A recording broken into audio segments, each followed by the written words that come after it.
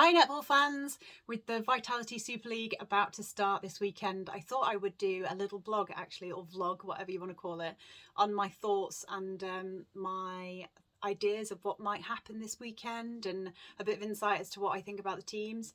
Obviously it's all my own thoughts, my own perceptions, so please don't attribute it to any other organisation. This is literally what I think, and I just wanted to share it. So I'm super excited about the start, as you can probably imagine. I'm sure you all are. And the first clash I think is going to be actually quite a teller. So the first match up will be Celtic Dragons against Leeds Rhinos, and I'm sure everybody's really excited to see this new Leeds Rhinos Super League team out there.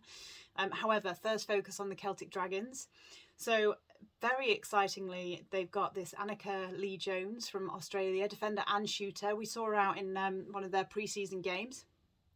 Obviously not been here that long yet. Did she make a massive impact in that game? No, I don't think she did. But you could see that there was definitely something there. And you could see that, you know, given time, she's going to probably gel a lot more with the players that she's playing around her. I mean, at goal attack, she's got Rebecca Robinson that can play with her. You've also got Laura Rudland. We saw Rebecca Robinson, obviously, in the All-Stars team. She did a really good job playing there with Mavula.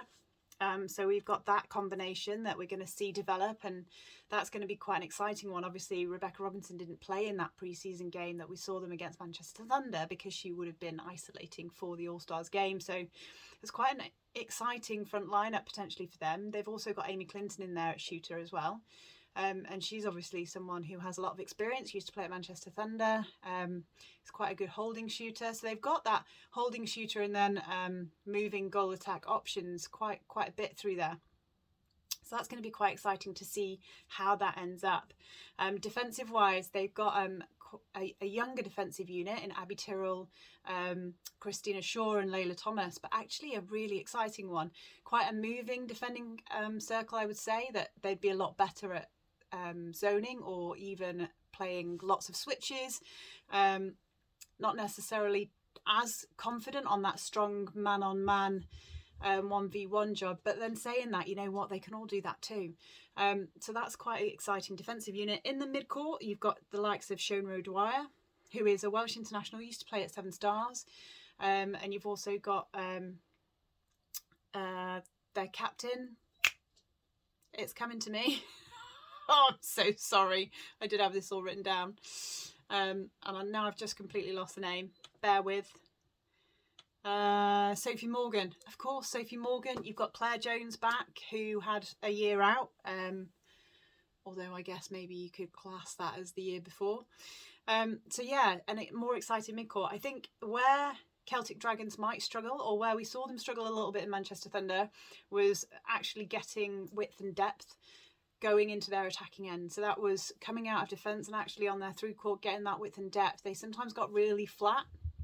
So that's going to be something that they're going to need to address going into this Leeds Rhinos game. And also, I would say their connections. I mean, there's quite a few people maybe that have been thrown together there that haven't played together before. So it's really key that those connections are going to be on point going into this Leeds Rhinos game. However, don't rule them out. Leeds Rhinos. Wow. So really excitingly, I think a lot of Leeds Rhinos possibly got a little bit overshadowed with the whole Maddie Brown saga. I think we talked about Maddie Brown coming in and everyone went, oh my goodness. And actually there's way more to Leeds Rhinos this season than just Maddie Brown. Now, obviously the sad news was that she's now not coming for this season and has been put off till next season. I just have to pay credit straight there to Dan Ryan and the team behind that put in the player first. And that's amazing in my perception. That's key. And I know we say it should always be like that, but let's face it, it's not always like that. So yeah, fair play Dan Ryan and his team for that. But obviously it left them a little bit short. So they've got Keenan in now coming in to replace her. It's not like for like replacement. Keenan's a goalkeeper, but having remembered Keenan from before, she's really feisty and really strong. And actually she's got lots of guts and she's one of my favourite defenders. So that'll be quite good to see. A little bit shorter as a defender, but very flighty. They've obviously got Jade Clark over from Wasps. Jade Clark doesn't need any introduction to anybody. She's one of the most experienced, if not the most experienced people in the Super League. So she's going to bring a real strong mid-court mid-court to that. She's obviously going to be able to lead by example, and she commands and leads a team really well. I mean, we've seen it in so many occasions, internationally and domestically, so that's fantastic. The person that excites me, that we haven't heard too much about compared to the others, is Donnell, I'm going to say it wrong, Donnell Wallen. I'm so sorry. But this is really exciting, and like I say, we haven't heard too much about this lady in particular compared to like everyone getting excited about Maddie Brown. But she is going to be one to watch, in my opinion, and I hope I'm right. She comes from over from Australia. She was a training partner, not necessarily playing for the actual West Coast Fever side, but she comes with some really good stats. This lady has only been playing netball for 2 years. She used to be a basketball player, and at 1.90 m, she's not short either. Not the tallest, obviously, in the league, but still pretty tall. And I think she's going to be one to watch. She's going to, in this matchup against the Celtic Dragons, I think she's going to be probably Celtic Dragons' biggest problem. I've said it. Might be wrong, but that is my opinion. Who's she got around her? So she's got around her the likes of Rhea Dixon, Bree Grierson, I mean, Brittany Coleman as well, but Brittany Coleman's more of a goal shooter. But Rhea Dixon and Bree Grierson, they're fast, they're moving, they are going to cause some mayhem outside. You can't leave the likes of Rhea Dixon unmarked, because if she gets the ball on the edge of the circle and shoots it, she can score from there. So that, again, is going to pose a problem on these marking. Who do we mark? Who do we stay with? We've talked about the mid-court being strong. And then, obviously, in defence, you've got Fee Toner, who played for the All-Stars, a Northern Irish player, and Michelle McGee. I'm really excited about Michelle McGee. If you've seen Northern Ireland play, and you've seen the Northern Irish sisters Emma and Michelle play, you'll know that they're very good at what they do. And Michelle is somebody that I think is a really good player. Still loads to improve, but that's fantastic. That's because she's young. But that's actually given her credit, because she is so amazing already. I think it's hard to put into words, but she is amazing already. And I think with this extra experience this year, with this team, with the likes of Vicky Asola behind her, with the likes of Fee Toner around her, with the likes of Paige Kindred around her, it's going to be fantastic. And being coached by Dan Ryan, what can you say? So, predictions for these two teams up against each other. I mean, it's going to be exciting. I think the key thing about this matchup is obviously Leeds Rhinos are new in. Invariably, someone just stepping in doesn't necessarily do as well. I say that, but then you've got the likes of Surrey Storm, who came in with back in the day and smashed it. Anyway, it's quite difficult to come into the Super League and just absolutely nail it. But they could do it. They really could do it. But then to start off with, they're up against Celtic Dragons. Who's going to win? My money, if I'm honest, if I was a betting person at the moment, would be on Leeds Rhinos. If you look at the pre-season results, Celtic Dragons lost all of those, but they did take on Wasps, London Pulse and Manchester Thunder. So Manchester Thunder, being one of the stronger teams in the league, they're good pre-season games to really test out those sides. All the opposition scored in the 60s when Celtic Dragons played. Celtic Dragons were looking at 30, 33, and then against Manchester Thunder they scored 45. Let's not forget the side that they played against Manchester Thunder were a younger side, because a lot of the Manchester Thunder players were quarantined for that All-Stars versus the England game. Rhinos, interestingly, lost to Manchester Thunder equally, but lost 77-59. So they've scored a lot more, but they've let more in, if that makes sense. And then they played Loughborough Lightning as well, and lost 73-58, but it was 33-29 at half time. That means that Leeds Rhino, if you look at their scores, 29 and then moving to 58 at half time, is really consistent. That's 29 each half. So they've obviously got consistent play.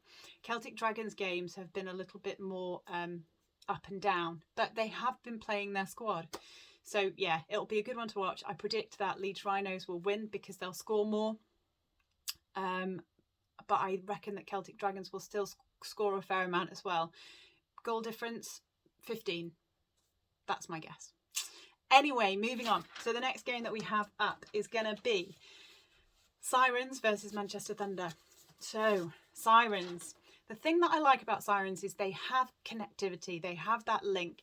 A lot of the Sirens players have played together for a long period of time. They've got fantastic things going on up in Scotland. I mean, Tamsin Greenway is the Scottish coach. I mean, it doesn't get much better than that, does it? They've just drafted in Karen Atkinson, who's their technical director. They've got Leslie McDonald and Claire Maxwell as coaches. Now, these two have coached together in age groups in Scotland, and obviously they know each other really well. Both really good coaches. So, you know, this is quite a force to be reckoned with when you look at the management team. Then you start to look at the players. I mean, Beth Goodwin, I still remember seeing her early on. She is definitely one of my favourite shooters. Her and Lindsay Gallagher together just create mayhem in that circle. They are fast, they can use their bodies well, they can hold positions well, and they can shoot. They are a nightmare for tall defenders, basically. And then you've got Emma Barry, who brings in that height. Again, a younger player coming through the ranks and really starting to learn her trade. And with the coaching that she's going to be getting, could be quite lethal. So some really good shooting options in there. Then you've obviously got the captain, Abernethy in the middle, who we've seen at the All-Stars game as well, along with Beth Dixon. I mean, there's some speed in there, and they've obviously got all their other players as well. And Sirens and Scottish players in general have been known to be quite fast and quite strong. I mean, you've got sort of Sarah McPhail in there. We've talked about Beth Dixon. You've also got Nicola McCleary in there. You know, these are fast players. Neve McCall, again, she can shoot too. So you've got some speed in that mid-court. Maybe not massively tall, but a lot of speed, and, you know, can use their body positioning really well. You've also got some really feisty defenders in Sarah McPhail, Emily Nicol. Again, goodness, just a wealth of defence in there, but that have played together before and that are, you know, those connections, you can't necessarily, you can't get those connections straight away. They have to be built over time. And even if you take, you know, when you talk about the All-Stars, for instance, even if you take some really class 7 players, unless you can get them to gel, connect and play together, they're always going to get beaten by the team that gels and the team that plays as a unit.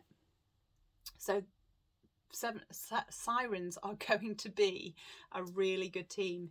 You also have coming in for that Tawera, who is a Malawi international, who is, you know, played for Malawi in the 2019 World Cup, is a fantastic player, 1.75 meters, so not a giant per se, but actually she's very good in that circle, has got lots of elevation.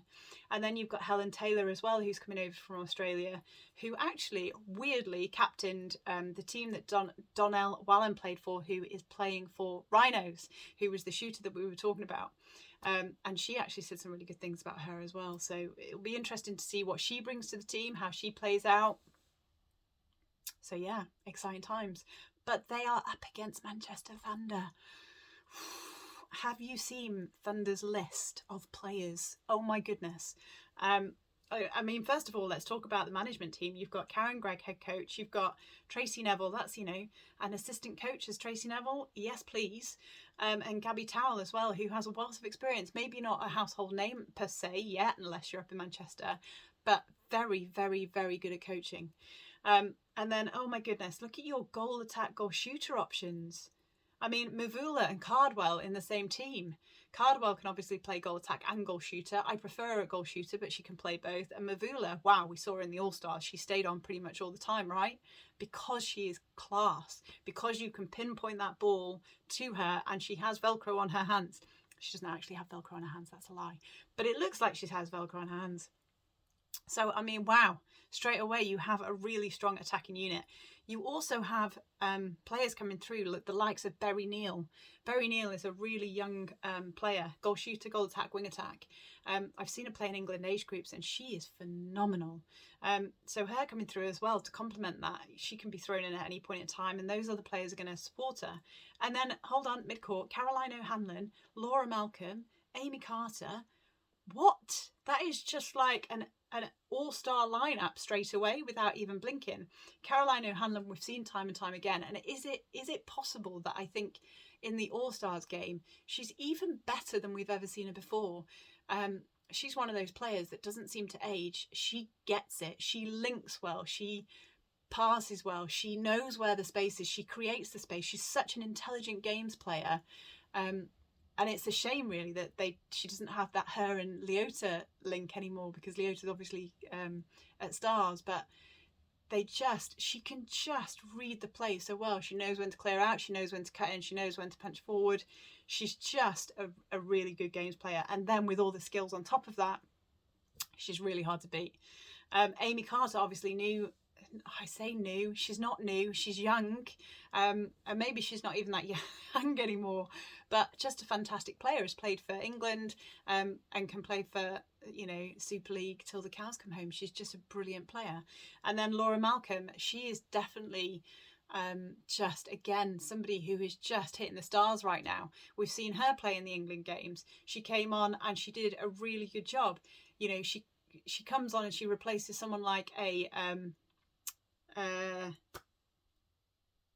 she comes on and she replaces, oh my goodness, where's my brain gone? See how excited I'm getting.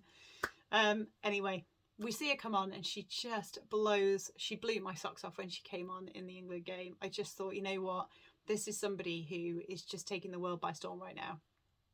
I think I'm getting too excited about this. Defensively, Emma Dovey, Nguera, Rebecca Airy. I don't think Manchester Thunder are as strong defensively as they are in their attacking end, but you know what, if we get the ball 50% of the time in netball, it's all about scoring those 50%. If your defence then get a couple of turnovers, then fantastic. Emma Dovey, I think, will really lead this back line up. Rebecca Airy is a really good player and I think she's got something to prove. Have we seen the best of her yet? No. Will we? Possibly this season. We're yet to see, aren't we? Nguera, again, brilliant player, not quite at the A-star level, in my opinion, at the moment.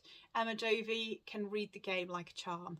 She can come out with some corkers. So unless you play clever against her, she's going to turn over ball. This is where we talk about the units working together as a team as opposed to individually. One-on-one against Emma Dovey, if you get a really good attacker and you play in her one-on-one and not worrying about the rest of the team, you know, she's going to do a good job, but she's not going to stand out. If you don't play as a unit and Emma Dovey is playing as a unit, she's going to make you look really silly, because she can read play and she can run on staff, and she's probably one of the more underrated players, I'd say. One of the ones that you don't necessarily think of when you think of England superstars, but definitely one of those players that if you do not give her enough credit, she is going to make you look really silly. So yeah, and you know, we talked about Berry Neal coming on as a youngster. We've got those, you know, the likes of Alicia Coles as well as a youngster. I mean, they just have a lot of depth, and that's credit to the teams up in Manchester, because that's the work that they've done. Pre-season, they haven't lost, which again is fantastic for them. They haven't lost, and they have also had to field a youth side at one point in time. So they are running into this with with all the points on the board that they could need. Not points, you don't get points, but you know what I mean.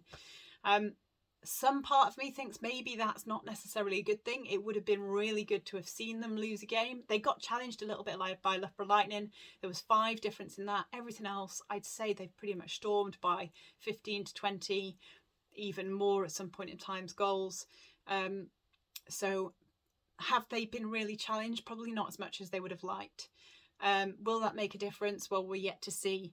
What you don't want to happen is you don't want your important game to be the one that you lose. But it could be that they smash them all moving forwards. But I'd like to see. It would be interesting, because I think they will get challenged. I think they'll get challenged again when they go to Loughborough. I think they'll get challenged again when they go to Bath. Will they get challenged against Sirens? A little bit, I think, because of the fact that Sirens play so well together. But I don't doubt that Manchester Thunder will come out with the win. By how much? My guess would probably be about, I want to say 10, but in all honesty, I think it'll be 20. I think it will be a good 20 goals that they'll take that lead by. But we shall see. So now that I have verbally diarrhea all over the screen, and I have spoken for almost 20 minutes. I am going to go. I'm going to have a look at Pulse against Surrey Storm, Team Bath versus Celtic Dragons, and Siren versus Stars tomorrow. I will give you an update on that. If you have liked this, please share it. Please also give me your comments. Let me know what you think about the upcoming games and what your predictions are. I would love to hear everyone else's comments. For all the teams and all the players, you are all amazing. Thank you for being on our screens. Thank you for playing netball. Yeah, just enjoy your season, and I hope you all smash it.